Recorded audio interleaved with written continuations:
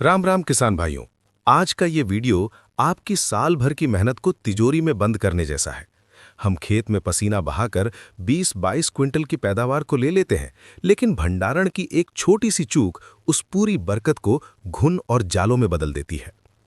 क्या आप जानते हैं कि भारत में हर साल 10% से ज्यादा अनाज सिर्फ सही भंडारण ना होने की वजह से बर्बाद हो जाता है?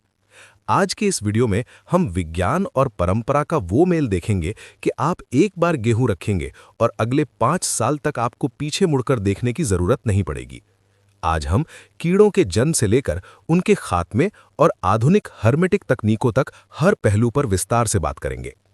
सबसे पहले एक भ्रम तोड़ते हैं। कीड़े बाहर से नहीं आते। जब गेहूं खेत में खड़ा होता है, तभी मादा घुन दानों के अंदर सूक्ष्म अंडे दे देती है। ये अंडे हमें दिखते नहीं हैं। इन्हें जागने के लिए बस नमी और उमस चाहिए। जैसे ही आप बिना सुखाए गेहूं टंकी में भरते हैं, ये अंडे लार्वा बनते हैं और दाने को अंदर से खोखला करना शुरू कर देते हैं। यानी हमारी लड़ाई बाहर के कीड़ों से नहीं, बल्कि दानों के अंदर छिपे उन सुप्त अंडों से है। अगर हम दानों को सुखाकर उन अंडों का सॉफ्टवेयर बिगाड़ दें, तो कीड़ा कभी पैदा ही नहीं होगा। भंडारण की पहली और सबसे बड़ी शर्त है नमी 12% से कम होना। इसके लिए किसी लैब की जरूरत नहीं है। गेहूं का एक दाना अपने दांतों के बीच दबाएं। अगर वो कट की आवाज के साथ शीशे की तरह बिखर जाए तो समझो गेहूं तैयार है। लेकिन अगर दाना चपटा हो जाए तो उसमें नमी है।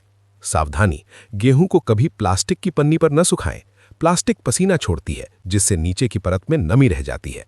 हमेशा सूती कपड़े या जूट की बोरियों का इस्तेमाल करें। और याद रखें, शाम को ओस गिरने से पहले अनाज समेट लें। और कभी भी गर्म गेहूं को सीधे ड्रम में न भरें, उसे पूरी तरह ठंडा होने दें। क्या आप जानते हैं कि पुरानी टंकी के कोनों में छिपे पिछले साल के अंडे नए गेहूं के सबसे बड़े दुश्मन हैं?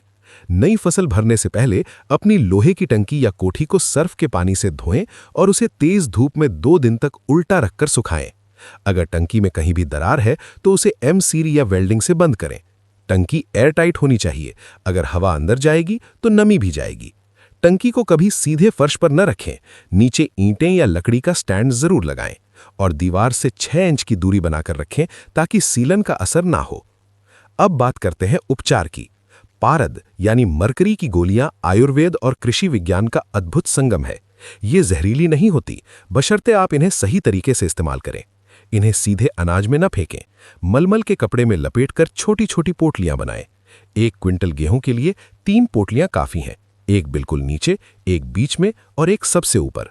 पारद से निकलने वाली गैस अंडों को निष्क्रिय कर देती है। जब आप गेहूं निकालें, पोटली बाहर कर दें। यह तरीका 5 साल की सुरक्षा के लिए सबसे सस्ता और असरदार है।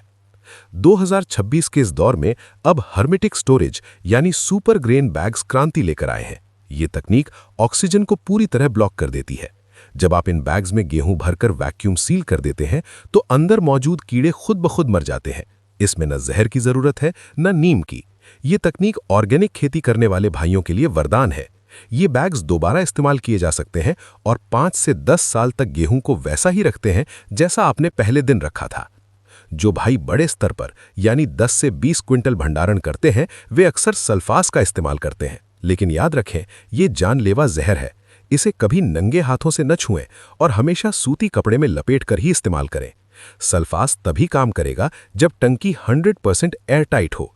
अगर गैस लीक हुई तो कीड़े नहीं मरेंगे, बल्कि घर के सदस्यों को खतरा होगा।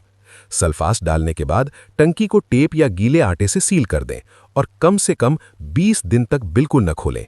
मेरी सलाह है कि घरेलू इस्तेमाल के लिए पारद या नीम का ही सहारा लें। सबसे महत्वपूर्ण बात, टंकी को बार बार न खोलें। जितनी बार आप ढक्कन खोलेंगे, उतनी बार बाहर की नमी वाली हवा अंदर जाएगी। इसका समाधान है बफर स्टॉक। आप महीने भर का गेहूं एक छोटे ड्रम में निकाल लें और बड़ी टंकी को सील रहने दें। किसान भाइयों, अनाज केवल पेट नहीं भरता, ये हमारी मेहनत की लक्ष्मी है। अगर आप इन वैज्ञानिक तरीकों को अपनाएंगे तो घुन आपके अनाज को छू भी नहीं पाएगा। उम्मीद है ये मास्टर क्लास आपकी साल भर की कमाई को सुरक्षित रखेगी। वीडियो पसंद आया हो तो चैनल को सब्सक्राइब करें। जय जवान, जय किसान।